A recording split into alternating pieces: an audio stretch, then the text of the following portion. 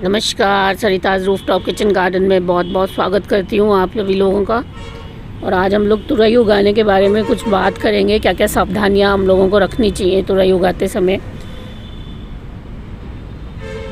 तो देखो, सबसे पहले तो उगाने का अगर मैं समय बताऊँ तो तुरई को हम लोग फरवरी के स्टार्टिंग से लेके और है ना जुलाई अगस्त तक लगा सकते हैं। और आजकल तो कुछ ऐसा सीड भी आता है जिसमें हम लोग सर्दियों में भी तुरई ले सकते हैं।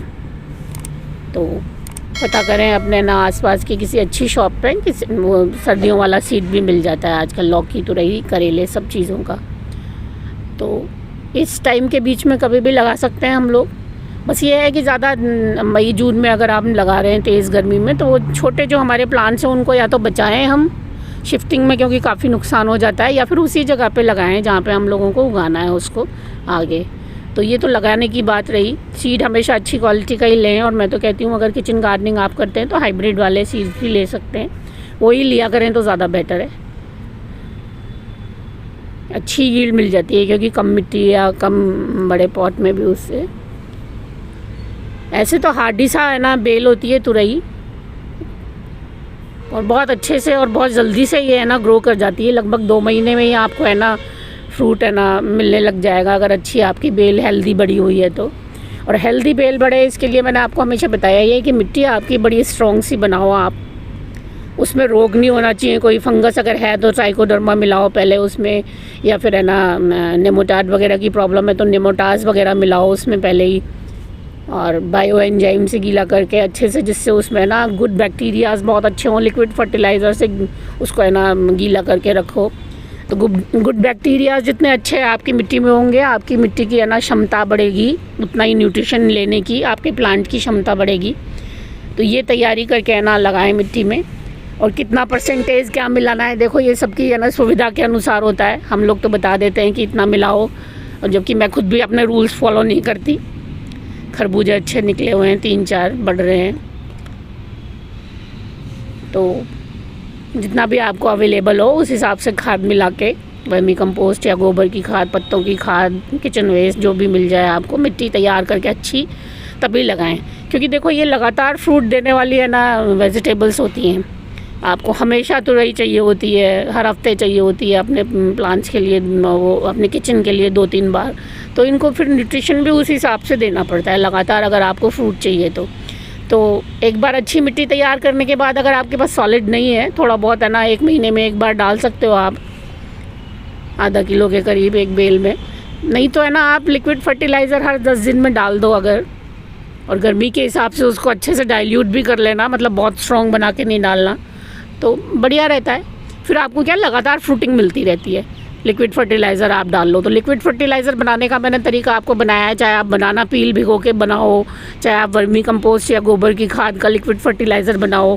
2 किलो गोबर की खाद ले लो, उसमें 10 किलो पानी में मिला के, 10 लीटर पानी में मिला के रख लो 2-3 दिन। उसमें कुछ और चीज़ें मिक्स कर लो, थोड़ा छाछ मिला लो, या तो उसमें छाछ का टॉनिक अच्छा होता है गर्मियों में प्लांट्स के लिए।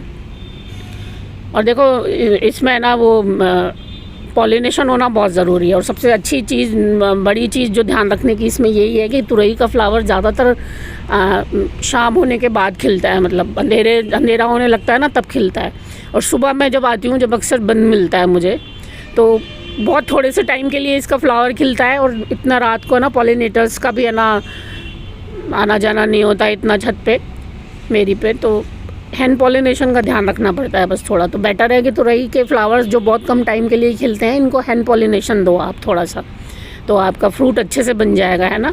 और बेल स्ट्रॉन्ग बना के रखो, उसके लिए मैंने आपको बोला ही है कि हर 8-10 दिन में इसमें थोड़ा सा लिक्विड फर्टिलाइज़र आप मिला दोगे तो लगातार आपकी फ्रूटिंग होती रहेगी।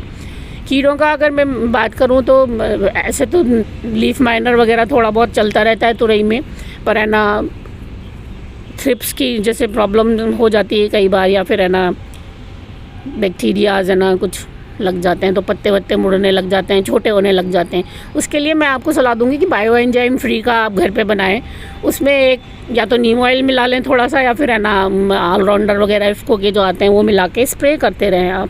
15 दिन में एक बार है ना प्रिकॉशनरी कर दें, हो चाहे ना हो, तो फिर इन चीज़ों से, मुसीबतों से बचा रहा जा सकता है।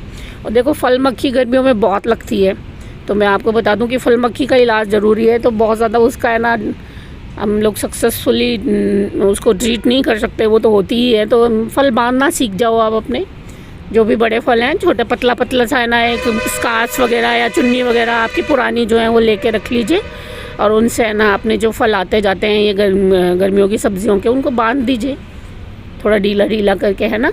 तो उससे बचत हो जाती है फिर फल मक्खी से बहुत। और धूप की अगर मैं बात करूँ तो ग्रीन नेट का बड़ा फैशन है आजकल। ये देखो मेरा लिक्विड फर्टिलाइज़र जो मैं डालती रहती हूँ, आज भी मैं ना देने वाली हूँ इनमें। तो धूप अगर आप ग्रीन नेट भी लगा रहे हैं ना तो 50% वाला ही शेड लगाओ। देखो सब्जियों को अगर आप बिल्कुल रोक दोगे ना धूप, तो भी उनमें ज़्यादा कीड़ा लगेगा। मैंने पिछले साल नेट के नीचे अपना ग्रो बैग की सब्जियां लगा के देखा है, उसमें बहुत ज़्यादा कीड़े आते हैं। फिर अंदर नेट के ठंडक सी मिल जाती है ना उनको, तो ज़्यादा लगने लग जाते हैं और उल्टा। तो आप अपनी सब्जियों की, गर्मियों की सब्जियों को पूरी धूप चाहिए होती है, उनकी पूरी धूप नहीं रोक सकते। इसलिए ग्रीन नेट अगर आप ले भी तो सब्जियों के लिए हमेशा 40-50% वाला ही नेट लेना चाहिए, क्योंकि इतनी बाकी की धूप भी आप नहीं दोगे सब्जियों को तो वो फिर नुकसान ही होता है, आपका फ़ायदा नहीं होता उसमें कुछ भी। और मैंने तो अभी तक 42-43 डिग्री टेम्परेचर हो रखा है हमारे यहाँ, कुछ नहीं लगा रखा, और बड़े अच्छे ग्रीन ग्रीन से पत्ते हैं। अपने आप ही इन्होंने झुरमुट सा बना लिया है, अपना शेड हो गया है बिल्कुल इन्हीं से ही। तो फ़िलहाल तो नहीं लगा रही मैं, और लगाई भी अगर मैंने अपने ये बेल वाली सब्जियों के ऊपर तो सिर्फ ऊपर ही ऊपर मैं लगाऊंगी, साइड से अच्छे से धूप आती रहे जिससे। तो ज़्यादा ग्रीन नेट में मैं विश्वास नहीं रखती हूँ। पिछली बार क्योंकि ले आई हूँ पैसे खर्च करके, इसलिए बस ये लगता है कि लगा दो, ले आए हो तो अब। तो अभी तक तो मैंने लगाया नहीं है, और देखती हूँ आगे भी मेरी इच्छा हुई तो ही लगाऊंगी। तो अब मेरी बेलें अच्छी चल रही हैं, सारी स्ट्रॉन्ग बन गई हैं पूरी, और अब फूल फल आने लगे हैं अच्छे से। तो कुछ दिनों में मैं हार्वेस्टिंग आपको दिखाने लग जाऊंगी। अभी मैं इसलिए नहीं दिखा रही, कभी एक ककड़ी टूटती है, तुरई टूट जाती है एक आध कभी, तो इसी तरह से थोड़ी सी है ना सब्जियां टूट रही हैं। कुछ भिंडी टूट जाती हैं 2-4, अच्छी सी होने लगेगी। अभी 10-15 दिन और लगेंगे, थोड़ा लेट हूँ तो मैं, तो फिर मैं आपको हार्वेस्टिंग भी दिखाने लगूँगी। तो देखो धूप का ध्यान रखना। पानी में गर्मियों में लोग कहते हैं हम 2 बार दे दें, 3 बार दे दें। देखो मेरे पास ज़्यादा पानी नहीं है, मैं तो 1 ही बार देती हूँ शाम को रोज़। आजकल अच्छे से दे जाती हूँ 1 बार में ही, तो ऐसा नहीं है मुझे कुछ भी लटका हुआ नहीं मिलता। तो पानी का भी आप ध्यान रखें गर्मियों में। तो यही सब चीज़ें ध्यान रखेंगे, अगर आप गलतियाँ नहीं करेंगे ये वाली सारी, तो तुरई आपकी बहुत अच्छी होगी। और अच्छी वेजिटेबल है तो ज़रूर उगाएं अपने, है ना कि